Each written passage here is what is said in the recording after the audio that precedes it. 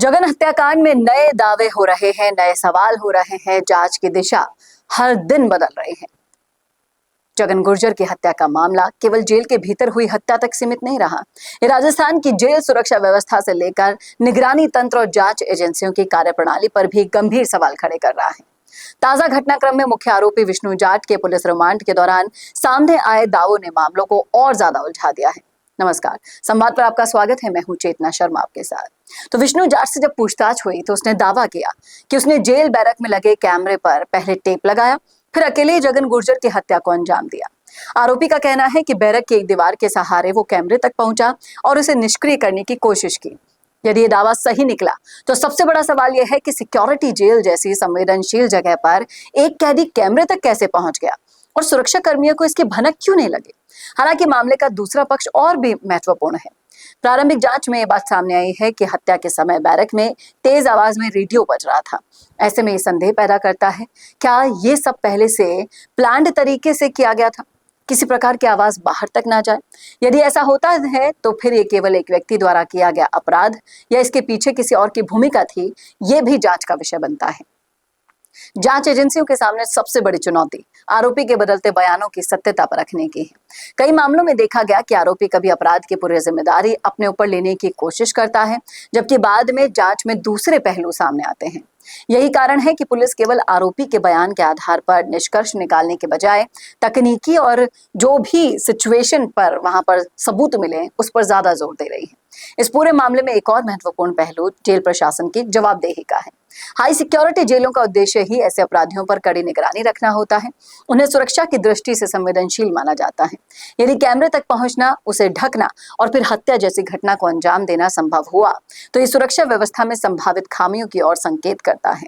फिर high security jail बोलने का क्या फायदा। राजनीतिक और सामाजिक स्तर पर भी ये मामला चर्चा का विषय बना है, क्योंकि सवाल केवल एक गैंगस्टर की हत्या का नहीं, बल्कि जेलों के भीतर कानून व्यवस्था और सुरक्षा तंत्र की विश्वसनीयता को लेकर है।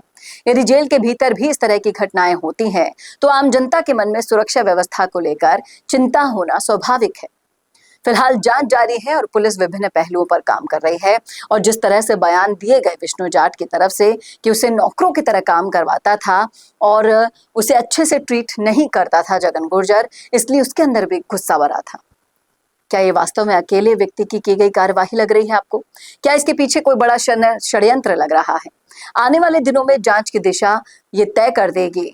और जिस तरह से विष्णु जाट बयान दे रहा है, असली कहानी इसकी क्या है, क्योंकि किसी को भी भरोसा नहीं है।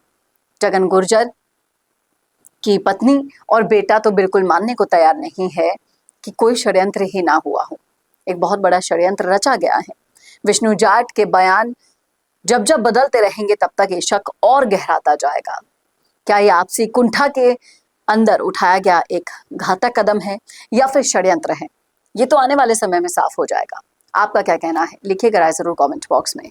कैसा लगा वीडियो बताना ना भूलेगा और ऐसे वीडियोस के लिए देखते रहिए संवाद भारत का, भारत के लिए। नमस्कार। वीडियो चाहिए बिजनेस प्रमोशन का या फिर पर्सनल ब्रांडिंग के लिए, तो अब आपको एक ही जगह मिलेंगे हाईटेक स्टूडियोज, प्रोफेशनल सेटअप और creative team, green screen and sound proof studio, perfect lighting और pro setup, podcast setup, ultra clear audio और multi camera angles, 75 inch touch panel, teaching और एक्सप्लेनर वीडियोस के लिए परफेक्ट। 10 से 15 साल experienced anchors और journalist जो आपके कंटेंट को देंगे प्रोफेशनल टच। राजस्थान का तीसरा सबसे बड़ा डिजिटल न्यूज चैनल आपकी ब्रांड को मिलेगा प्लेटफॉर्म।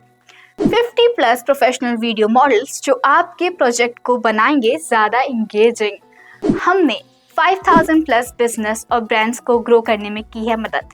अब आपकी बारी।